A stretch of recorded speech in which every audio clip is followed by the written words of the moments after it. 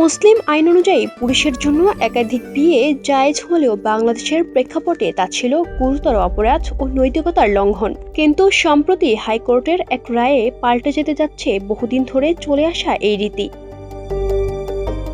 এবার স্ত্রীর অনুমতি ছাড়াই দ্বিতীয় বিয়ে করা যাবে, ঠিক এমনই এক রায় দিয়েছেন হাইকোর্ট। মুসলিম পারিবারিক আইন সংশ্লিষ্ট একটি রিট আবেদনের পরিপ্রেক্ষিতে আদালত বলেন, দ্বিতীয় বিয়ের ক্ষেত্রে স্ত্রীর অনুমতি নয়, বরং আরবিট্রেশন কাউন্সিলের অনুমতির ভিত্তিতেই বিষয়টি নিষ্পন্ন হবে। এতদিন প্রচলিত ছিল স্ত্রী বা প্রথম স্ত্রীর অনুমতি ছাড়া দ্বিতীয় বিয়ে করা যাবে না। তবে আদালত বলেন, এ বিষয়ে মুসলিম পারিবারিক আইনে সরাসরি এমন বাধ্যবাধকতার কোনো অস্তিত্ব নেই।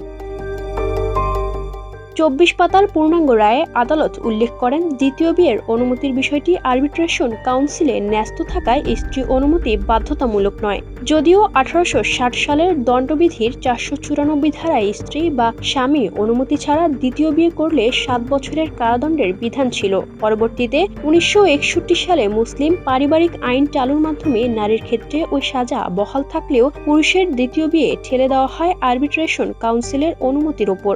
সেক্ষেত্রে অনুমতি ছাড়া বিয়ে করলে ১ বছর কারাদণ্ড বা ১০,০০০ টাকা জরিমানার বিধান রাখা হয়। তবে এর রায়ের বিরুদ্ধে রিটকারীরা আপিলের ঘোষণা দিয়েছে। তারা বলছেন, আদালতের সিদ্ধান্তে বহু বিবাহের ক্ষেত্রে নীতিমালা ও নিয়ন্ত্রণ দুর্বল হতে পারে। তাদের দাবি, নারী পুরুষ উভয়ের ক্ষেত্রে সমান অধিকার ও সুরক্ষা নিশ্চিত করতে রিট করা হয়েছিল।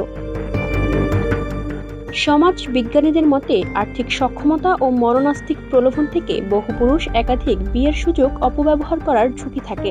ফলে সমাজে অসাম্য ও পারিবারিক অস্থিরতা বাড়তে পারে। তাই বিষয়টি সর্বোচ্চ আদালতে নিষ্পত্তির প্রয়োজনীয়তার কথা জানান তারা।